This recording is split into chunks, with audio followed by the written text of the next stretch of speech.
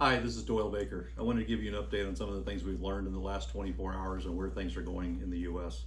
New York City is going to need, it's estimated, 140,000 hospital beds by the middle of April. New York City only has 50,000 hospital beds available. To give you another comparison, Grayson County has about 25,000 people in it.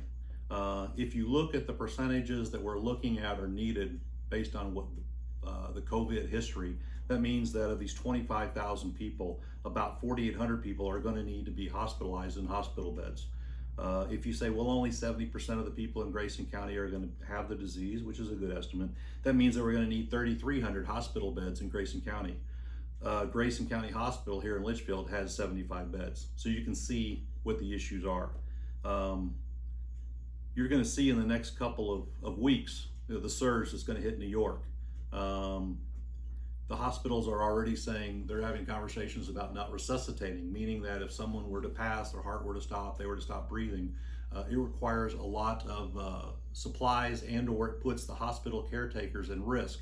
The risk that they put themselves in, and then they get the COVID virus, they're not able to take care of hundreds of other patients.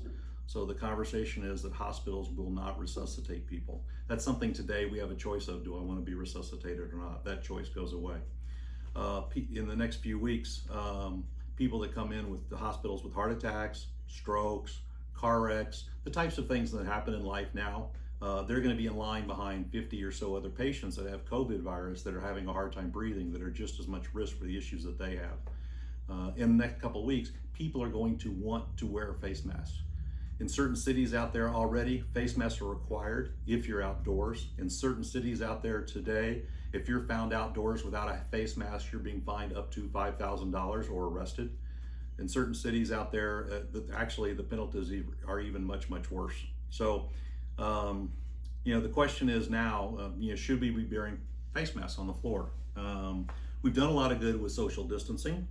We still have a little bit of improvements to do. People are still a little bit too close at times.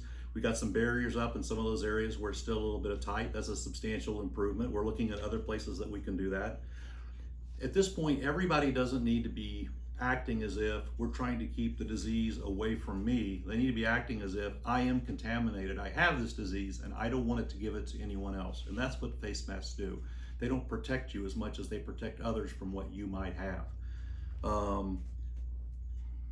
The question is, how many people need to get sick before we think it's a priority, or how many people need to die before we think it's a priority? We've already had a few cases in Grayson County. We need to do our part. We need to protect the elderly folks in Grayson County. We need to protect the people who are higher risk in Grayson County to keep them healthy, to keep them from being potentially having some severe side effects from the COVID-19. These are the things that we need to do going forward. This will be a substantial event in our history. 9/11, some of the other things that are back there in the past, this is of that level. This generation will be dealing with the COVID virus as we've dealt with other things in the past. You want to put your best foot forward in these dangers. You want to protect yourself, and that's what I want to do in this plan. Is I want people to protect themselves. Safety has always been an important thing for me, and I think it's an important thing for everybody here. So let's emphasize that. As we go to masks, I ask that everybody support it. Bottom line is what's best for, it's best for you, it's best for your family, it's best for Litchfield and Grayson County. So let's do what's best for everyone. Thank you.